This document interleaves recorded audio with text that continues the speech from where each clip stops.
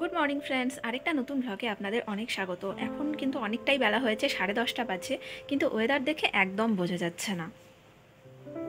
এই যে, আর একটু আগে পর্যন্ত অনেকটাই কুয়াশা ছিল।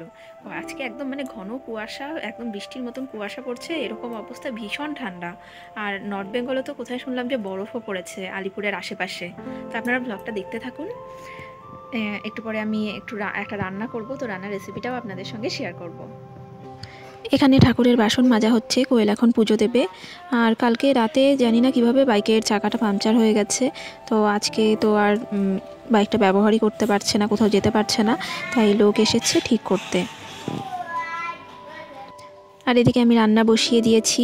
প্রথমে সুজি রান্না করে নিচ্ছি। আমি একটু সুজি দিয়ে রুটি খাবো, আর গুঞ্জাকেও সুজি রুটি খাইয়ে দেবো।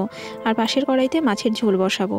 তো জানলাটা খুলে দিলাম, যদিও হাওয়া আসে, তবু লাইট জ্বালানো থাকলেও আমার রান্নাঘরটা অন্ধকার অন্ধকার লাগে জানলা না খুললে। আর এখানে সাদা তেল দিয়ে প্রথমে সুজিটা ভেজে নিচ্ছি। ঘিও দেই অনেক সময়, কিন্তু আজকে আর দিতে ইচ্ছে করলো না। প্রথমে সুজিটা লাল করে ভেজে নিলাম। তারপর আমি 1 কাপ মতো জল দেব। আঁচ মিডিয়াম রেখেছি, হাইও রাখা যায়, তবে ক্রমাগত নাড়তে থাকতে হবে যাতে পুড়ে না যায়। তো 2-3 মিনিট মতো সুজিটা মিডিয়াম আঁচে ভেজে নিয়ে তারপর 1 কাপ মতো আমি জল দিয়ে দেব। এখনও সুজিটা ভাজা হয়নি, ভাজা হচ্ছে। এবার দেখুন সুজিটা ভাজা হয়েই গেছে। আমি জল দিয়ে দিলাম। আমি এখন চিনি দিয়ে দেব। চিনি আমি 2.5 চামচ মতো দেব। তো জলটা শুকিয়ে এসেছে, চিনিও গলে গেছে। চাইলে এমনও নামানো যায় যদি অনেক ছোট বাচ্চারা খায় তাহলে, কিন্তু আমি সুজি এটা আরেকটু ঘন করব। তবে নেড়ে দিতে হবে যাতে ধরে না যায়। ওই দেখুন ধরেও যায় অনেকটা নিচে, তো ক্রমাগত নাড়তে থাকতে হবে। তো এবার হয়ে গেছে। এখন আমি গ্যাসটা অফ করে দেব। একটু ঠান্ডা হলে আমি আর গুঞ্জা খেয়ে নেব।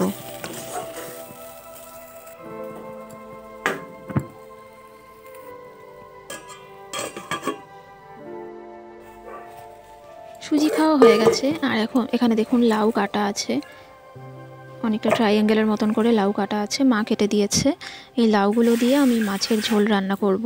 গুঁড়া মাছ আছে অনেকগুলো, তো গুঁড়া মাছগুলো প্রথমে ভেজে তুলে নিতে হবে। ও মা, চালটা দাও তো। ভাবছি পাশের ওভেনে ভাতটাও বসিয়ে দিই, মাছের ঝোল আর ভাত একবারই হয়ে যাবে। তাই মাকে বললাম চালটা দিয়ে দিতে।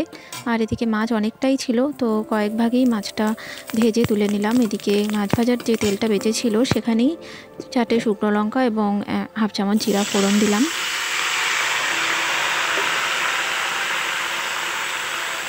আর এখানে সাথে লাউগুলো যে কেটে রাখা ছিল সেই লাউগুলো দিয়ে দিলাম। এর মধ্যে লবণ ও হলুদ পরিমাণ মতো দিয়ে দিচ্ছি। তারপর ভালো করে নেড়ে মিশিয়ে দিতে হবে। একদম 1 কড়াই ভর্তি লাউ, নাড়তে খুবই অসুবিধা হচ্ছিল। তার মধ্যে এক হাতে আবার মোবাইল ধরা ছিল, সেই কারণেই অসুবিধাটা হচ্ছিল। তো লঙ্কাও একবারে দিয়ে দিলাম আর ভালো করে নেড়ে চেড়ে দিলাম। দেখুন অনেকটা জল বেরিয়েছে লবণ দেওয়াতে। তো এবার ঢেকে দিতে হবে লাউগুলো সেদ্ধ হওয়ার জন্য। লাউগুলো মোটামুটি সেদ্ধ হয়ে আসলে দিতে হবে গরম জল বা ঠান্ডা জল, ইচ্ছে মতন যতটুকু ঝোল রাখতে চাই। তো লাউগুলো যদি যখন আরও ভালোভাবে সেদ্ধ হয়ে যাবে তখন ডালের কাঁটা দেওয়ার মতন করে কাঁটা দিতে হবে। তারপর গুঁড়ো মাছগুলো দিয়ে দিতে হবে।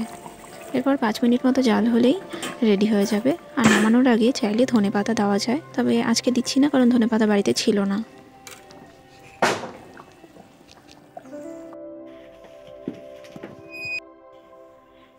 এই বারান্দাটা হচ্ছে প্লাস্টিক দিয়ে ঘিরে দেওয়া হচ্ছে, কারণ এখানে প্রচণ্ড হাওয়া আসে রাতের বেলায়। এমনিতে তো এদিক দিয়ে আগে থেকেই পলিথিন দিয়ে ঢাকা দেওয়াই ছিল, তো এই পাশটাও দরজা আর এপাশটাও পলিথিন দিয়ে ঢেকে দেওয়া হলো। আবার শীত গেলে এটা খুলে রাখা হবে।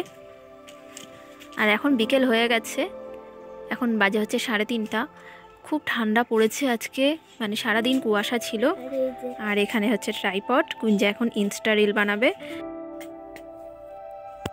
যদি ভিডিওটা আপনাদের ভালো লাগে প্লিজ চ্যানেলটাকে সাবস্ক্রাইব করবেন। Thank you.